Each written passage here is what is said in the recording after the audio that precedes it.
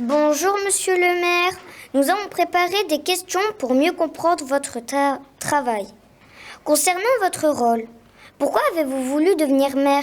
Depuis combien de temps êtes-vous maire? Bonjour à toi, merci pour ces questions. Alors, pourquoi j'ai voulu devenir maire? Tout simplement parce que quand j'étais plus jeune, quand j'avais votre âge, mon père était élu dans une commune dans l'Avesnois qui s'appelle Le Quesnoy. Donc mon père était conseiller municipal. Il a fait 3 mandats dans la ville où j'habitais quand j'étais petit, voilà.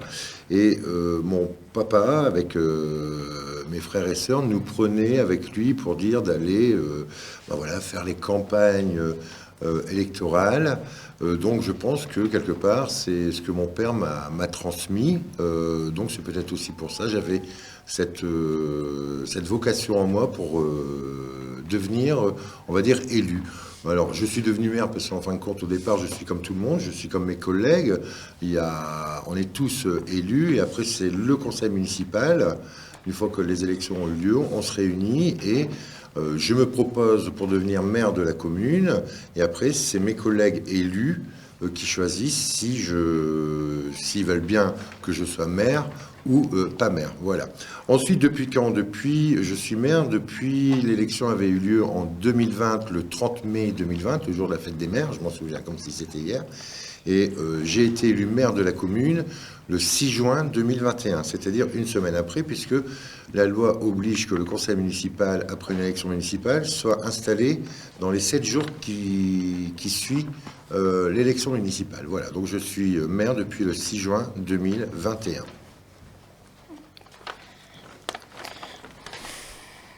Bonjour Monsieur le maire, à quoi ressemble une journée typique pour vous? Est-ce que vous avez beaucoup de travail? Alors, est-ce que j'ai beaucoup de travail? Alors, un maire, comme un élu, mais bon, plus le maire parce qu'il est là en tant qu'autorité pour représenter la commune, a énormément de travail. Que ce soit dans tous les domaines, que ce soit dans les domaines de la ville, ça touche tous les services, hein, les écoles, puisque voilà, la cantine, la voirie, la sécurité, les services administratifs, qu'est-ce qu'on a d'autre? Les services techniques, voilà, ça a énormément de travail au sein de la commune, mais pas que. Ça a énormément de travail aussi au sein de notre agglomération, puisqu'on a une agglomération qui s'appelle Valenciennes Métropole, qui réunit en fin de compte toutes les communes du territoire. Et je siège en tant que maire avec Stéphanie Roussel, ma première adjointe. On est 2 élus de la commune qui siègent à Valenciennes Métropole. Donc ça nous amène à des réunions, à des conseils communautaires, non pas des conseils municipaux. Et à côté de ça, il y a plein de syndicats, quand on appelle ça des syndicats, c'est-à-dire qu'il y a des élus qui représentent, on va dire, dans les syndicats toutes les communes, que ce soit pour les ordures ménagères, que ce soit pour le réseau eau, gaz, électricité, que ce soit pour le tourisme, que ce soit pour les ports de plaisance de Valenciennes, que ce soit pour les théâtres avec le Phénix, le Boulon, le théâtre d'Anzin. Voilà, c'est toutes les commissions des syndicats qui sont mis en place. Et dans ces syndicats, il y a plusieurs élus de chaque commune qui siègent pour dire de pouvoir diriger le travail qui est amené pour tous ces organismes. Alors après, à quoi ressemble une journée type d'un maire? Bon, en fin de compte, la journée, c'est 24 heures sur 24. Si je peux, je dors quand même un petit peu et mes collègues dorment aussi. Mais un maire, faut savoir, est disponible 24 heures sur 24, 7 jours sur 7. La journée type, c'est, voilà, je me lève le matin. En fonction de mon agenda, soit que je pars directement sur les lieux où j'ai des réunions, où j'ai éventuellement des visites, hein, que ce soit des inaugurations ou des choses comme ça. Et puis après, je repasse à mon bureau, je traite les dossiers avec mon personnel administratif. Ensuite, je peux me balader dans la commune pour aller voir l'avancement des travaux ou les projets qu'on doit faire. Voilà, une journée type, elle est remplie. C'est une journée, on va dire, à fond, voilà. Merci, au revoir. Bonjour. Bonjour. Monsieur le maire. Concernant vos missions, quelles sont les choses les plus importantes que vous faites pour la commune? Quel est le rôle principal du maire?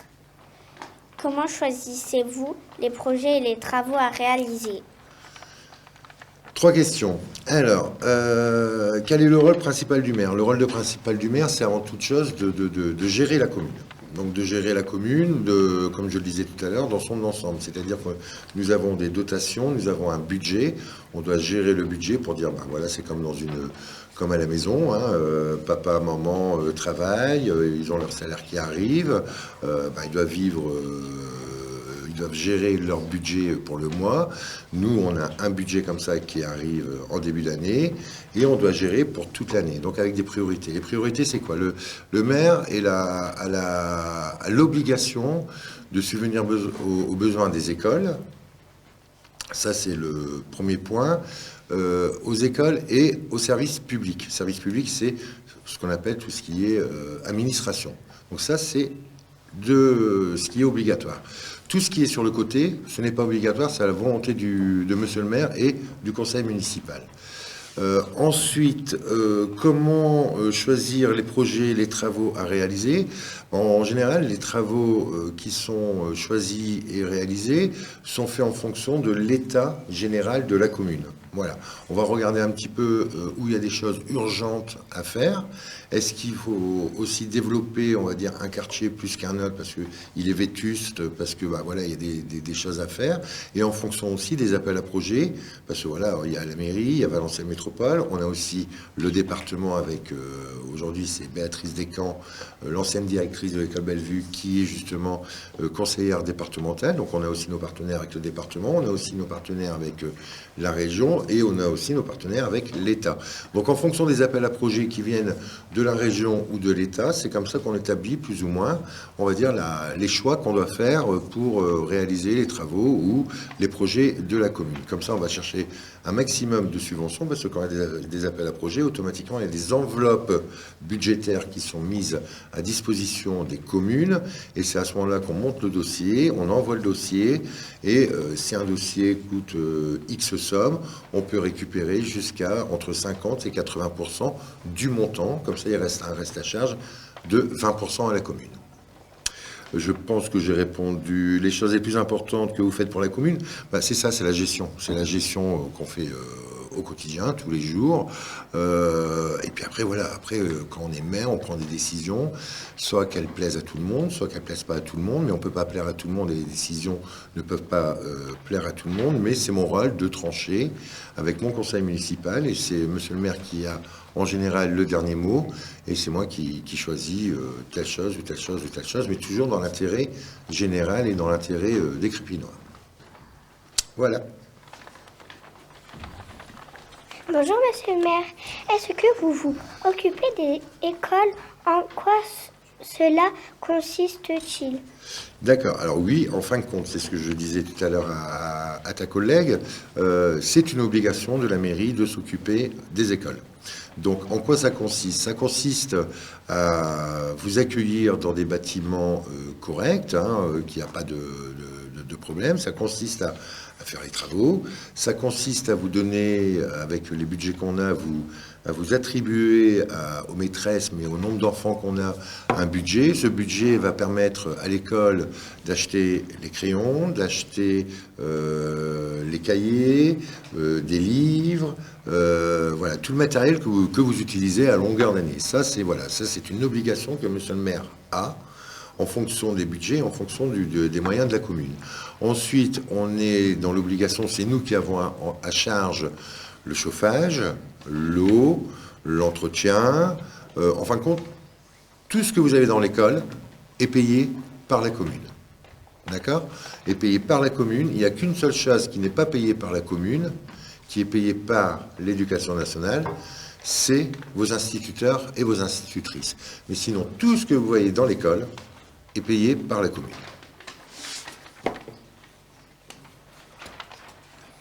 Bonjour Monsieur le maire, concernant vos équipes, combien avez-vous d'adjoints et que font-ils? Que font les conseillers municipaux? Ont-ils un rôle important? Alors, deux questions également. Alors, j'ai combien d'adjoints? J'ai 7 adjoints, avec une parité homme-femme. Ma première adjointe, c'est une femme, donc automatiquement, on est obligé de suivre un ordre, hein. Si je prends une première adjointe femme, derrière ça, c'est un homme, et une femme, un homme, une femme, un homme. Donc, j'ai 7 adjoints. Et ensuite, j'ai, je pense, 5, je suis pratiquement sûr, 5 conseillers délégués. Les conseillers délégués, c'est la qualification et le grade qui est en dessous d'un adjoint. C'est-à-dire qu'ils ont aussi comment dire ça? Je cherche après le mot, je l'ai perdu. Je vais le retrouver. Délégations, voilà. Ils ont également des délégations, mais elles sont, on va dire, elles sont un petit peu moins importantes, façon de parler, que les délégations que l'adjoint peut avoir. Ensuite, en conseiller, pour tout ce qui est, conseillers municipaux, ils ont un rôle important parce qu'ils sont là pour nous épauler, ils sont là aussi pour prendre les décisions et trancher et voter en conseil municipal. Et ensuite, c'est aussi ce qui fait le lien avec, on va dire, les habitants de la ville de Crespin. C'est-à-dire que chaque habitant peut discuter avec un conseiller, lui poser des questions, et le conseiller est là pour apporter une réponse, on va dire, aux habitants.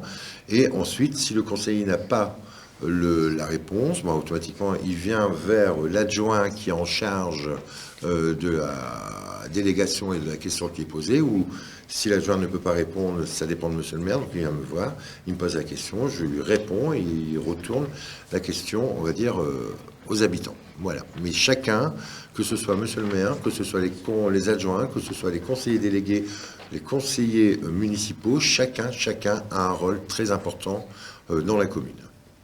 Merci. Bonjour monsieur le maire, est-ce Bonjour. que vous faites souvent des réunions? Est-ce que tout le monde est toujours d'accord? Alors, on fait souvent des réunions. La réunion la plus importante dans une commune, c'est le conseil municipal. Le conseil municipal, c'est là où on prend toutes les décisions, et ces décisions sont votées par tous les élus qui sont autour de la table. Donc, est-ce que tout le monde est toujours d'accord? Alors, en général, on va dire oui, parce que quand ça va dans l'intérêt général. Après, si on prend des décisions et si des élus ne sont pas, on va dire, d'accord avec les choses qui sont proposées au conseil municipal, c'est soit parce que voilà, ils ramènent ça un petit peu à leur histoire personnelle, donc ils vont être contre, ou alors après c'est qu'ils trouvent pas ça judicieux de faire ça maintenant. Donc ils ont 3 choix, ils ont soit qu'ils votent pour, soit qu'ils votent contre, ou soit qu'ils vont s'abstenir.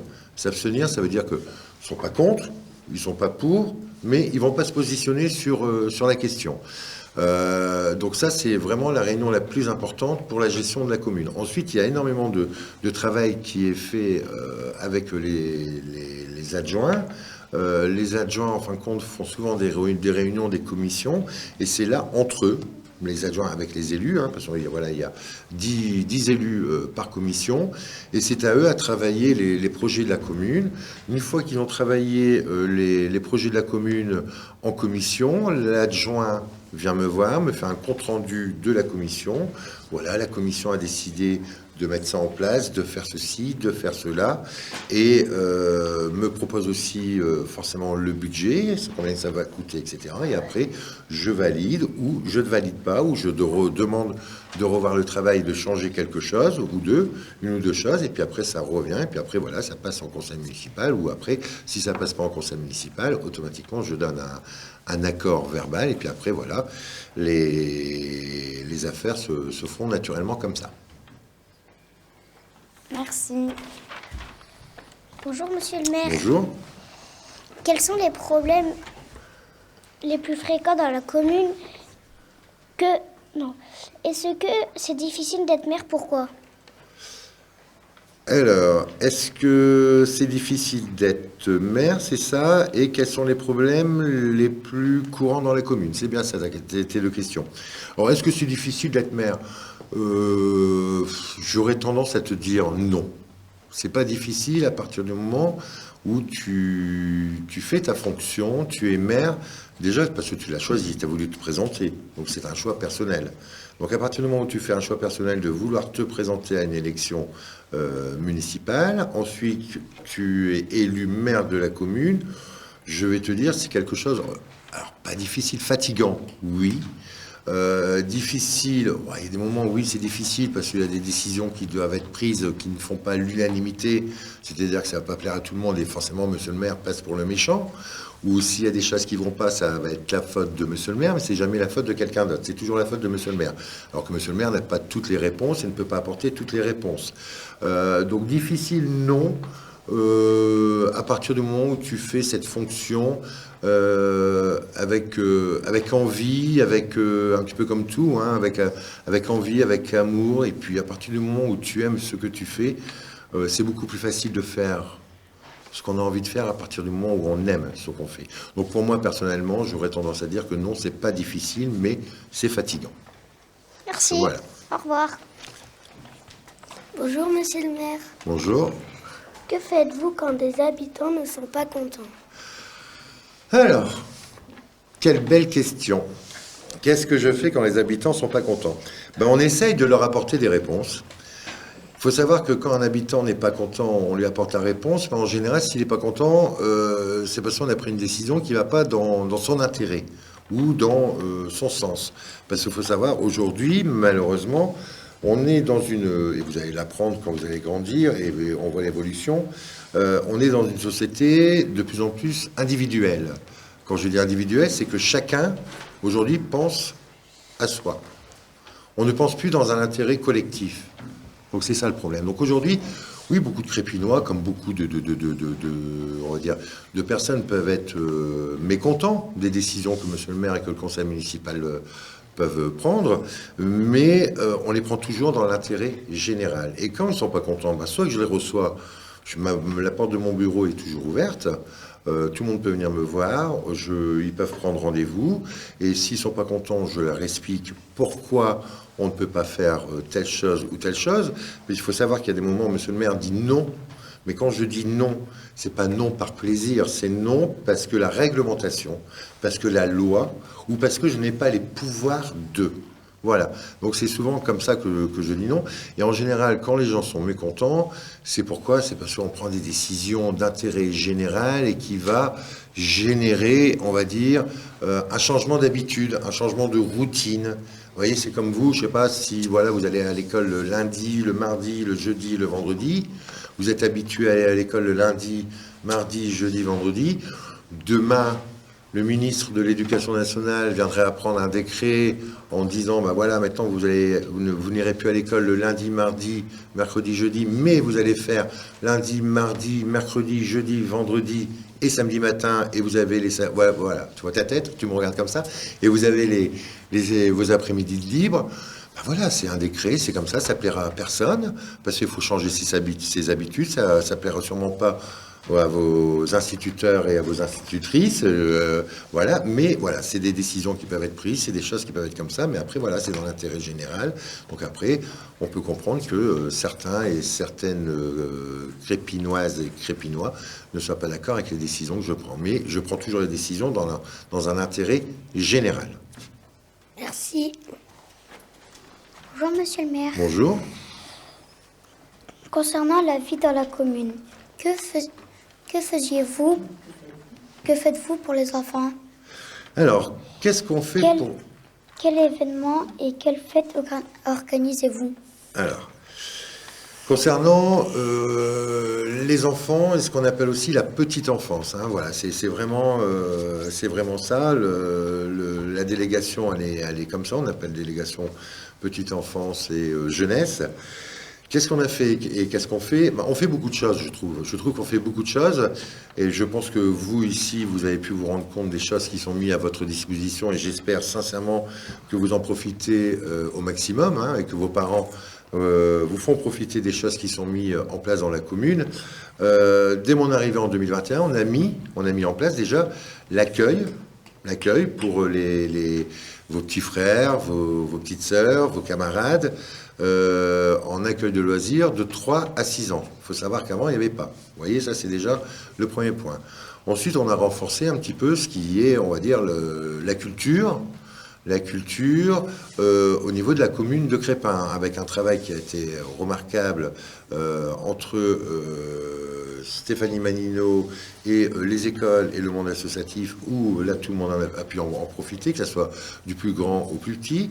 Nous avons mis en place le centre de loisirs pendant les petites vacances et à la journée complète. Nous avons mis en place les mercredis ce qu'on appelle périscolaire, donc c'est-à-dire que le mercredi, au lieu de vous ennuyer chez vous, vous pouvez aller au centre le mercredi pendant à longueur d'année. Vous êtes avec Cathy et du personnel qui vous encadre pendant le centre de loisirs, donc ça, il faut le savoir. Qu'est-ce qu'on a fait? On a mis, pour la jeunesse, on a récompensé les plus grands, c'est-à-dire les étudiants, avec tout Crépinois, jeunes Crépinois et Crépinoises qui ont eu leur bac, se sont vus remettre une carte cadeau, que ça soit le bac, que ça soit le CAP et ça soit le BEP, si je ne me trompe pas. Qu'est-ce qu'on a fait d'autre? On a mis en place voilà, des festivités comme, je veux dire, des qui peuvent vous plaire, on va dire, avec le monde associatif de la commune Crespin-Plage. On a mis Crespin-Plage, là vous avez 6 semaines de détente à Crespin-Plage, avec les châteaux gonflables gratuits, avec des jeux d'eau, voilà, vous avez Crespin-Plage, vous avez toujours le traditionnel marché de Noël, vous avez la marche de l'horreur avec Halloween qui est mis en place, et puis après voilà, vous avez encore énormément d'activités, et une chose qu'il faut reconnaître aussi sur la commune, c'est qu'on a la chance d'avoir un vivier associatif assez nombreux, et le monde associatif anime énormément aussi la commune pendant tous ces week-ends, que ce soit en matière sportive, que ce soit le football, que ce soit la danse, que ce soit la musique, que ce soit avec la médiathèque. La médiathèque, c'est le même, vous pouvez aller à la médiathèque, il y a plein de choses qui sont faites pour vous et des ateliers qui sont mis en place. Voilà, il y a plein de choses qui ont été mis en place pour la jeunesse, et on continuera à mettre en place pour la jeunesse. Et puis il faut savoir que l'adjointe à la jeunesse, elle est là pour prendre aussi les idées de chacun et chacune d'entre vous. Merci. Bonjour Monsieur le maire, est-ce que vous écoutez les idées proposées par les habitants?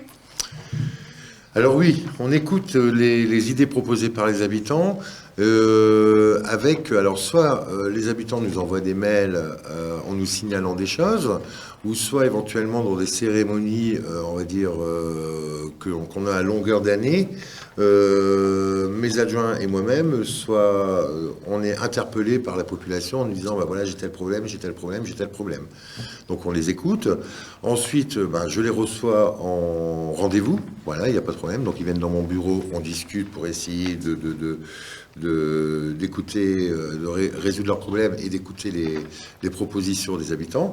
Après, l'année dernière, on avait mis en place ce qu'on appelle les cafés citoyens dans les quartiers. Donc on se déplaçait avec les élus au niveau des quartiers pour offrir un petit café avec un petit pain au chocolat et un croissant pour que les habitants viennent nous voir et qu'on puisse échanger, voir ce qui va pas dans les quartiers.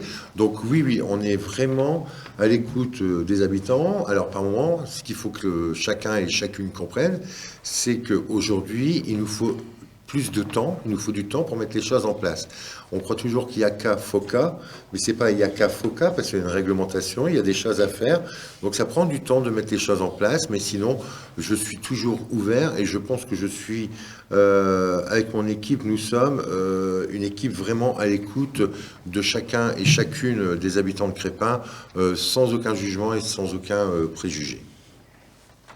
Merci, au revoir. Au revoir. Bonjour Monsieur le maire. Bonjour. Concernant vos questions personnelles, Oui. est-ce que vous avez encore du temps pour votre famille? Alors, Quel métier faisiez-vous avant d'être maire? Alors, quel métier je faisais avant d'être maire? Avant d'être maire, j'étais artisan commerçant sur la commune. J'avais un magasin de fleurs. Je suis fleuriste de métier. Donc, voilà, j'étais fleuriste et j'avais mon magasin sur la commune de Crespin. Et avant ça, j'en avais un sur la commune de Cabrochin. Je suis resté 19 ans commerçant sur Cabrochin et, on va dire, après, sur Crespin. Aujourd'hui, je ne travaille plus. Je ne travaille plus. C'est pas que je veux pas travailler. C'est pas que je suis fainéant. Hein, c'est pas ça. C'est qu'aujourd'hui, quand on prend une décision d'être élu, que ce soit à n'importe quel poste, hein, que ce soit un conseiller municipal, que ce soit un adjoint ou que ce soit moi, monsieur le maire, on s'engage pour la commune. Et aujourd'hui, on croit souvent que monsieur le maire, c'est simplement avec ses élus, c'est simplement mettre son écharpe, bleu, blanc, rouge, serrer des mains, faire des bisous, faire des sourires, et puis tout se passe bien. Aujourd'hui, être maire, c'est une fonction qu'on peut assimiler carrément à un métier. Donc être maire, je l'ai dit tout à l'heure, c'est 7 jours sur 7, pratiquement 24 heures sur 24. Parce que pendant que beaucoup de gens dorment la nuit ou le soir, hein, ou pendant que beaucoup de gens partent en vacances, comme je suis quelqu'un d'investi, je pars très très peu en vacances. Je préfère laisser partir mes adjoints et mes conseillers municipaux et que je reste là au moins comme ça quand ils reviennent, ils sont en forme et ils sont au taquet. Donc voilà, il n'y a pas de problème. Moi, je pars très très peu en vacances. Maintenant, le poste de maire a voulu que j'arrête mon activité parce que voilà, je ne pouvais pas jongler entre mon métier de commerçant et ma fonction de maire. Aujourd'hui, je suis, certains diront, un politique à temps plein, mais je ne suis pas un politique, je suis maire avant toute chose. Donc je fais mon travail à temps plein, 7 jours sur 7, 24 heures sur 24, toujours à l'écoute des habitants, parce que vous savez, j'ai un portable, et quand ça ne va pas, on ne passe pas par mes services, on passe directement par Messenger, WhatsApp, et puis là on me contacte, et puis forcément monsieur le maire se déplace dans la mesure du possible quand c'est dans ma compétence, mais même quand c'est pas dans ma compétence, j'essaie de me rendre sur place pour dire d'apporter une réponse aux citoyens. Après, est-ce que j'ai encore du temps pour ma famille? Est-ce que j'ai encore du temps pour ma famille? C'est dommage que ma femme, ma fille ne soient pas là, sinon c'est eux qui auraient pu répondre à ma place. Sincèrement, j'ai de la chance que ma femme travaille, j'ai de la chance que ma fille soit en études, donc forcément elles sont toutes les deux occupées, et c'est vrai que même si je parle de mes frères, sœurs, neveux, nièces, ils me voient pratiquement plus, parce que c'est énormément de travail, ou quand je les vois vite fait, on va dire autour d'un petit café ou autour d'une manifestation quand il y a des fêtes familiales. Mais sinon, non, ça prend énormément de temps. Mais voilà, c'est un engagement que j'ai pris. Mon épouse, ma fille savait très bien qu'en étant... qu'à partir du moment où je voulais partir pour être maire de la commune, qui m'aurait moins vu que si j'étais pas parti, on va dire, pour être maire de la commune. Donc ça, elles en étaient conscientes. Je vais même vous raconter, vous voyez, je vais vous confier une petite anecdote. Je vais vous dire un petit secret. Le jour où j'ai voulu me présenter en 2018, 2019 pour préparer la campagne de 2020, je suis arrivé à la maison, on passait à table et j'avais ma femme et ma fille qui étaient à table et je leur annonce comme ça, je dis bon les filles, j'ai un truc à vous annoncer, voilà, je vais me présenter sur une liste électorale à Crespin. Ah bon, avec qui? Tout seul. Ah non, tu vas pas faire ça, tu vas pas faire ça, tu vas pas faire ça. Donc, ils m'avaient, on va dire, refusé l'invitation que je leur avais dit. Hein. J'avais dit voilà, que j'allais me présenter. Et ma femme et ma fille ne voulaient pas que je me présente. Tout compte fait, je leur ai dit, je comprends votre réaction. Les décisions, on les prend souvent ensemble. Mais là, cette fois-ci, vous avez raison. Je ne dois pas y aller. Je ne dois pas me présenter pour être maire. Mais malheureusement, j'ai un truc là, ici, à l'intérieur de mon ventre qui me dit, vas-y, vas-y, vas-y. Vous savez, c'est comme vous, quand vous devez faire quelque chose que vous n'avez pas le droit de faire et puis que vous allez le faire, ben voilà, voilà. Moi, j'avais exactement la même chose. Et de là, j'ai été contre l'avis de ma femme et de ma fille, puis je me suis présenté aux élections municipales, et vous voyez comme quoi c'était une décision logiquement familiale qui devait être prise. On l'a pris familialement, mais j'ai pas suivi le conseil de ma femme et de ma fille. Mais aujourd'hui, elles sont derrière moi, elles respectent le travail que je fais, et elles sont très très heureuses du travail, même si ça me prend beaucoup de temps et même si les gens sont pas très gentils, on va dire, avec monsieur le maire et le conseil municipal, parce que voilà, il y a toujours des méchantes personnes qui sont là en train de salir la fonction et de salir l'homme politique et les femmes politiques que nous sommes. Merci. Voilà. Au revoir. Bonjour, monsieur le maire. Quel conseil pourriez-vous donner à des enfants qui voudraient être maires plus tard? Quel conseil? Quel conseil que je pourrais vous donner pour devenir élu d'une commune? D'être vous-même, déjà d'être soi-même.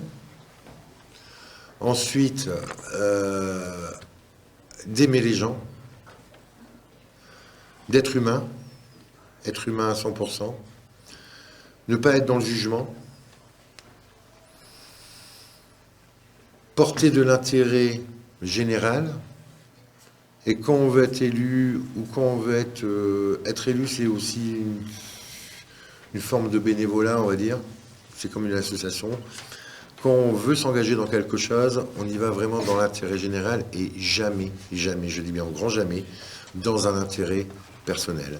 Et à partir du moment où vous avez ces qualités, que vous partez pour vous présenter dans l'intérêt général, avec de l'empathie, avec en vous une part d'humanité et voilà, de la bienveillance, moi je pense que vous avez toutes les qualités, vous auriez toutes les qualités pour dire de pouvoir vous présenter à une élection, que ce soit municipale, départementale, régionale, législative, ou éventuellement, pour ceux qui ont vraiment de l'ambition, présidentielle. Merci beaucoup, monsieur le maire, d'avoir répondu à nos questions. Au revoir. Au revoir, c'est moi qui vous remercie de m'avoir posé ces questions pertinentes. J'ai répondu avec la plus grande sincérité et honnêteté que j'avais en moi. Je n'ai pas triché, je vous ai dit vraiment les choses. En tout cas, je tenais à vous remercier, vous les enfants, des questions et de l'intérêt que vous portez à la fonction de monsieur le maire et des élus de la commune, parce que c'est très très important. Et je voulais aussi féliciter et remercier votre institutrice pour justement pour ce devoir qu'elle fait avec vous, et je trouve ça très très bien. Donc un grand merci à vous.